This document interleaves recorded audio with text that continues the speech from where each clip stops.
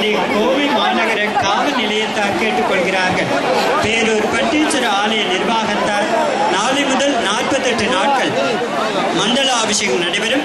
இந்த மண்டலாபிஷேகத்தில் பக்த கோடிகள் தங்கள் பெயரை பதிவு செய்து கொள்ள 48 நாட்களில் வந்து பெயரை பதிவு செய்து கொண்டு பெருமான் திருவருளால் பாவங்கள் தீர்ந்து பல கோடி புண்ணியத்தை பெற மண்டலாபிஷேகம் செய்ய அனைவரையும் அன்போடு அழைக்கின்றோம்.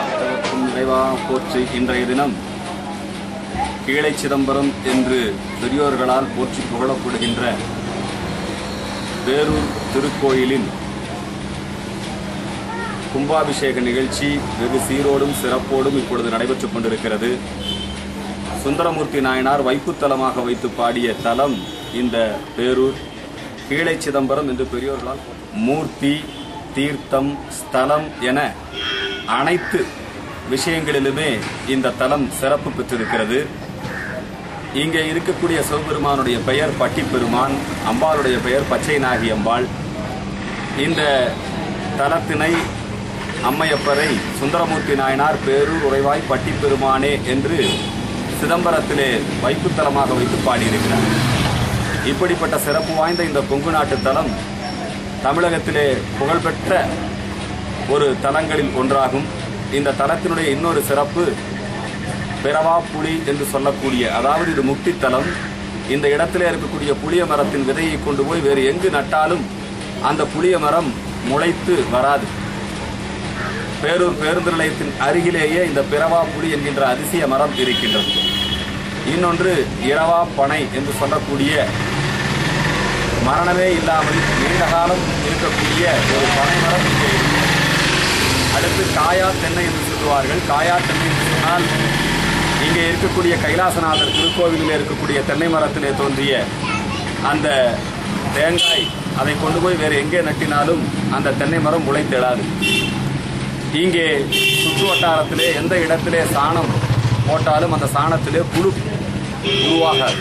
அதாவது இது இந்த இடத்திலே மறைந்து போகிறவர்களுக்கு, இந்த இடத்திலே முக்தி அடைபவர்களுக்கு இறைவன் நேரடியாக சொர்க்கத்தை, அதாவது முக்தி பேற்றை அளிக்கின்றான். இந்த இடத்திலே எந்த ஜீவராசிகள் இறந்து போனாலும் ஒரு ஆன்மீக உலகின் அதிசயமாக தங்களுடைய வலது செவியை அவர்கள் வான்புறம் நோக்கி வைத்துத்தான், எந்த ஜீவராசி இருந்தாலும் உயிர் பிரியும் தருவாயிலே வலது செவி வான் நோக்கி இருக்கும். இந்த தலத்திலே இறைவனை தரிசனம் செய்வதற்காக சுந்தரமூர்த்தி நாயனார் சேரமான் பெருமாளை சந்திக்கின்ற வழியிலே இந்த தலத்திற்கு வருகிற பொழுது இங்கே இருக்கக்கூடிய பச்சை நாகி அம்மன் மற்றும் பட்டிப்பெருமான் ஆகிய இருவருமே சுந்தரமூர்த்தி நாயனாரோடு திருவிளையாடல் செய்தார்கள். அதாவது சுந்தரமூர்த்தி நாயனார் பொன்னும் பொருளும் கேட்பார் என்று சொல்லி ஒரு திருவிளையாடலாக அவர்கள் அருகாமையில் இருக்கக்கூடிய வயலுக்கு சென்று விட்டார்கள், உழவனாக உலர்த்தியாக.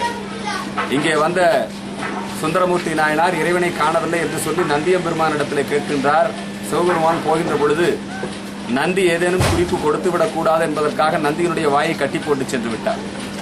ஆகவே சுந்தரமூர்த்தி நாயனார் நந்தியை பார்க்கிறார். நந்தியினாலும் சொல்ல முடியவில்லை. ஆனால் நந்தி தலையை அசைத்து சிவபெருமான் ஒரு குறிப்பாலே உணர்த்துகிறார், சிவபெருமான் அங்கே அருகாமையிலே வயலிலே இருக்கிறார் என்று சொல்லி. ஆகவே சிவபெருமானை தேடி வயலிலே சென்று இறைவனை பாடி வேண்டிய பரிசில் பெற்று சுந்தரமூர்த்தி நாயனார் செல்லுகிறார். சுந்தரமூர்த்தி நாயனாருக்கு ஆதரவாக நடந்து கொண்டார் நந்தியம்பெருமான் என்கின்ற காரணத்தினாலே அவருடைய தாடையிலே சிவபெருமான் அடிக்கின்றார். இன்றைக்கும் நீங்கள் அங்கே பார்த்தால் தாடையிலே அந்த தழும்பு தெரியும். இந்த மூலவர் கருவறையிலே இருப்பவர் காமதேனு அன்றாடம் பால் சொரிந்து இங்கே இறைவனை வழிபட்டு வந்தது சுயம்பு மூர்த்தி. அந்த காமதேனு இறைவனை வழிபடுகிற பொழுது மேலே கொம்பு இடித்த அந்த தடம் இருக்கிறது. இறைவனுடைய திருமேனியிலே காமதேவனுடைய குழம்பு தடம் இருக்கிறது. இப்படிப்பட்ட பல்வேறு வகையிலே சிறப்பு வாய்ந்த இந்த பேரூர் திருத்தலம், இதில் அமைந்திருக்கின்ற நடராஜ பெருமானுடைய அந்த அம்பலம், வெள்ளி அம்பலம் மேலும் சிறப்பு பெற்றது அதனுடைய சிற்ப வேலைப்பாடுகளுக்காக. இங்கே சோழ மன்னர்கள், பாண்டிய மன்னர்கள் மற்றும் நாயக்க மன்னர்கள் ஆகியோர் பல்வேறு விதமான திருப்பணிகளை செய்திருக்கிறார்கள். பேரூர் திருத்தலத்திலே அதனுடைய சிற்ப வேலைப்பாடுகளுக்காகவும் அதனுடைய ஓவிய வேலைப்பாடுகளுக்காகவும் இங்கே பன்னீர் விருட்சத்தை தலமரமாக கொண்டிருக்கக்கூடிய, தலவிருட்சமாக கொண்டிருக்கக்கூடிய இந்த சிவபெருமானுடைய, அதாவது இது காஞ்சிமா நதி என்று, இப்ப நொய்யல் நதி. இந்த காஞ்சிமா நதி என்பது பராக்கிரம பாண்டிய மன்னனுடைய தீராத தலைவலி. எங்கு போனாலும் அவருக்கு தலைவலி தீரலை. இறைவனை நீ வழிபட்டால் உன்னுடைய தலைவலி நீங்கும் என்று சொல்கிறார்கள். ஆகவே இங்கே காஞ்சிமா நதியிலே மூழ்கி அவருடைய தலைவலி நீங்க பெற்றதாக ஐதீகம். அப்படிப்பட்ட சிறப்பு வாய்ந்த காஞ்சிமா நதி, அதாவது இப்பொழுது நொய்யல் நதி என்று அழைக்கப்படுகிறது. இங்கே வடகைலாசநாதர் ஆலயம் இருக்கிறது, தென்கைலாயநாதர் ஆலயம் இருக்கிறது. அம்பாள் பெயர் மனோன்மணி அம்மன், மனதிற்கு உகந்த வரையிலே வேண்டுகின்ற வரங்களை அருள்பவள். இங்கே எழுந்தருளி இருக்கின்ற நடராஜ பெருமான் எப்படி சிதம்பரத்திலே நடராஜ பெருமான், அது மேலை சிதம்பரம், இங்கே இது கீழே சிதம்பரம். அப்படிப்பட்ட சிறப்பு வாய்ந்த இந்த தலத்திற்கு 12 ஆண்டுகளுக்கு ஒரு முறை நடைபெற வேண்டிய கும்பாபிஷேகம் இப்பொழுது 14 ஆண்டுகளுக்கு பிறகு வெகு சிறப்பாக நடைபெற்றுக் கொண்டிருக்கிறது. இதிலே பங்கு பெற்று இந்த குடமுழுக்கை கண்ணிலே காணப்பட்டவர்கள் அனைவருமே மிகப்பெரிய பாக்கியவான்கள். அவர்கள் அத்தனை பேருக்கும் இறைவனுடைய அருள் பரிபூர்ணமாக கிடைக்க வேண்டும் என்று சொல்லி இந்து மக்கள் கட்சி சார்பிலே எங்களுடைய வாழ்த்துக்களை தெரிவித்துக் கொள்கிறோம். நன்றி. தீர்த்த கலசங்கள் எல்லா பகுதியிலும் தெளித்துக் கொண்டிருக்கிறார்கள். எனவே பக்தர்கள் தீர்த்த பிரசாதம் பெறும் இடத்தில் ஒருவரை ஒருவர் நெருக்கிக் கொள்ள வேண்டாம் எனவும், தங்கள் குழந்தைகள், தங்கள் உடைமைகள், தங்க நகைகளை பாதுகாத்துக் கொள்ளுங்கள் என கோயம்புத்தூர் மாவட்ட காவல்துறை